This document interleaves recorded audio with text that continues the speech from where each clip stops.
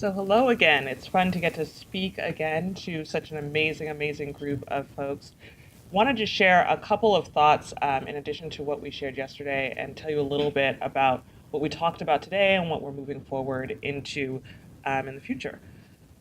So the first question is really, why is this work so important for us in Tulsa? And I know that my colleagues in the other school districts touched on this as well. The truth is that we're not doing well enough by our kids just yet, right? Every day, David actually referred to this, like we have students, for us it's almost 40,000 students who are in classrooms who are not necessarily always receiving really high quality, deep learning that is powerfully enough connected to the things that they'll need to do in the future. And one of the reasons that that's not happening is because our teachers are so stretched thin in Oklahoma. We don't even have enough teachers for every single classroom. And they're fighting against whether it's budget woes around what we can provide for them or salary woes that we most certainly are facing in Oklahoma, and as well as a negative public narrative about our schools, about our students and families, and also about our teachers.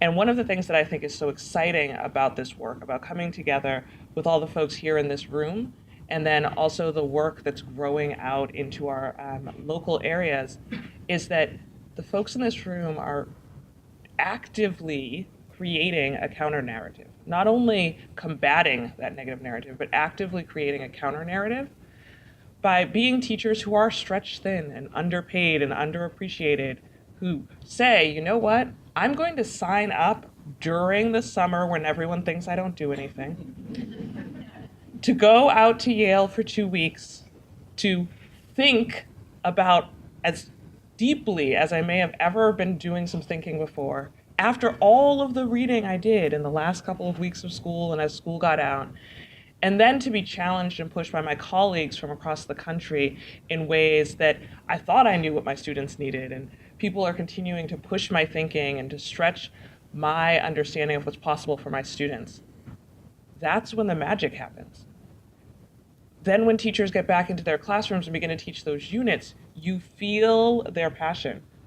I came to this conference for the first time 4 years ago, and Krista and I were talking about just sort of where we've come to in the last 4 years. And I remember referencing today just one of her units that I talked to one of my curriculum coordinators about, and still watching how she lights up about a unit that she wrote several years ago and thinking about how she uses pieces of that in her classroom. Unfortunately, not enough of our teachers have that on a day-to-day basis, right? And so how do we make that real?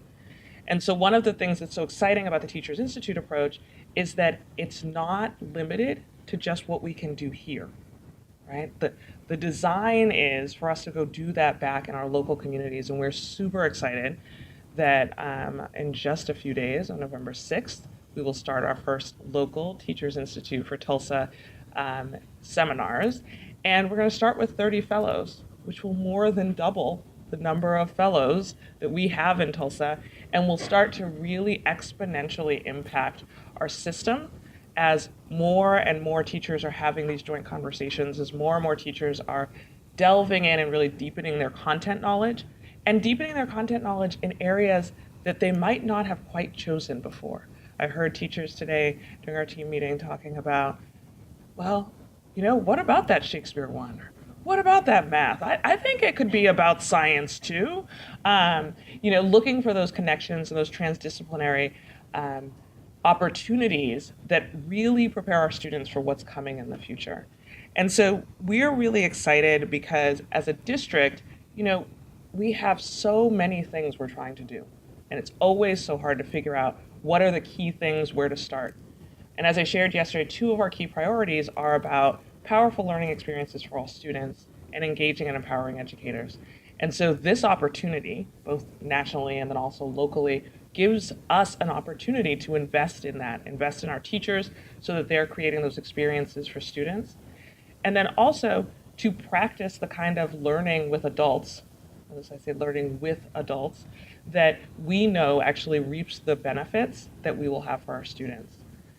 We talked today about the opportunity we have as we launch our local institute to really think about these questions of evaluation that some of us grappled with yesterday, and thinking about how do we look at student impact and tell the stories, right? How do we tell the stories of the experiences our teachers are having, as well as the experiences our students are having, and how those impact their dispositions about learning, their content knowledge, their interest in different fields. And we're really excited to embark upon that work and to collaborate with all of you as we think about how do we capture the impact of this on students as we do this collaborative work to strengthen teaching.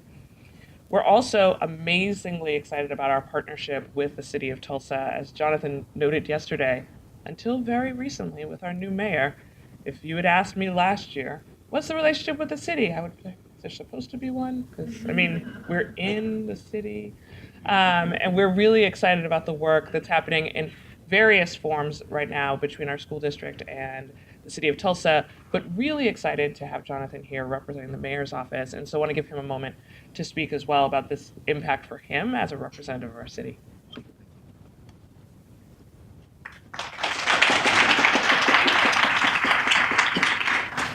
Well, good afternoon. I can shamelessly say I've had a blast this weekend. It's been so incredible and sensational and humbling experience, and I just really appreciate you all as educators and as experts allowing me to spend this time and to get some great knowledge and a lot of great wisdom to take back to Tulsa, Oklahoma. Again, just wanted to say greetings from the Tulsa Mayor's Office, Office of Mayor G.T. Bynum. Again, my name is Jonathan Townsend, and I'm the Assistant to the Mayor for Community Development and Policy, education being a new and primary focus of that policy. It's been really neat, and I just wanted to take just a brief moment to speak about opportunity. And the very unique thing about opportunity is that as individuals and even as collectives, it visits each and every one of us. Opportunity visits each of us. But the funny thing about opportunity is the fact that it's very fleeting. And if you don't seize it, it will escape you. And as a city, we want to make sure that we take advantage of the opportunity that the Yale National Initiative is. This is something we are so fascinated with, and we want to ensure that we can do whatever we can to make sure this touches as many lives of teachers as well as students as possible. This is not an opportunity we want to miss. And after spending time with you all, I see that you feel the same way about your cities and hoping to make the most of the opportunity that is presented by Yale University. It's been really great for me to sit in the meetings with you all, and even on the casual elevator rides up and down the hotel, just to pose a question I posed to many of you. How could a city help you on this endeavor? How could a city government help you and your schools with the Yale Initiative? And I've gotten some great feedback, taken a lot of notes, physically and mentally, to take it back to town because of the fact that I've learned that we can help in the way of PR with this program. We could help out with trying to connect resources that are available to our local universities and schools on behalf of this program. And there's some great things that I've learned, and that's been the best part about it, what I'll be able to take back as well. And I remember a quote that I learned when I was a kid, actually. It confused me a lot. It was by South African President Nelson Mandela. And he said that education was the most powerful weapon that could be used to change the world. And why was I so confused about that? The reason why was because I had never heard about education being likened to a weapon before.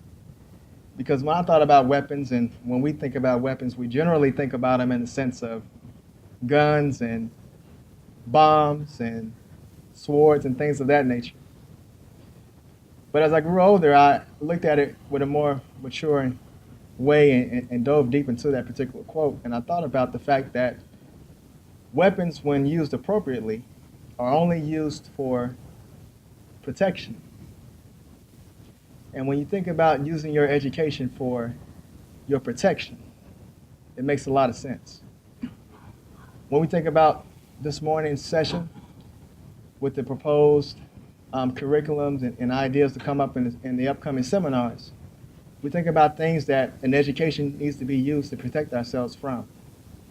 We talk about mass incarceration or incarceration period. A good education can protect you from that. When we heard about our social justice statistics this morning, 1 in 3 African American men being a part of the correctional system, 1 in 6 brown Latino men dealing with the same issue. It can also be used as our protection health-wise. When I learned today that 1 out of 2 could deal with cancer in a lifetime pretty soon, education can protect you from that. Some things you aren't supposed to put in your body. Some things we aren't supposed to touch. But without an education, perhaps we'll never know. And our kids have to know that. When we think about this morning's information talking about income inequality and how there's resources out there, but a lot of folks just never had a chance to acquire any. We think about generational poverty and how a good education can protect you from that. So here through this initiative, we're being able to, as educators, be equipped with the knowledge and the resources to share with the children and the youth on how they can protect themselves with the good education and how education truly is the greatest weapon of protection that can be used to not only change the world, but on a more intimate level, your lifestyle, your livelihood, and your family, which all of our kids and all of our students will someday have. And you all are the change makers as the educators, the closest to the change, the closest to making a change, because of the fact that you deal every day with those youth. Eventually, they get to higher education, and then Provost Roger from Tulsa, Oklahoma, has to deal with them, and eventually they leave higher education and they get into the workforce, and they have the opportunity to be dealt with by city officials and leaders of the city of Tulsa as they get into the different work industries. But the closest to making a change are you all, as the educators dealing with them in their days of youth. And that's what this initiative is about, and that's why we are so eager and see it as a necessity that we must support this in every way that we can. So again, thank you all for the humbling opportunity to say a few words, and I wish you each the best in the rest of your school years all across America. Take care.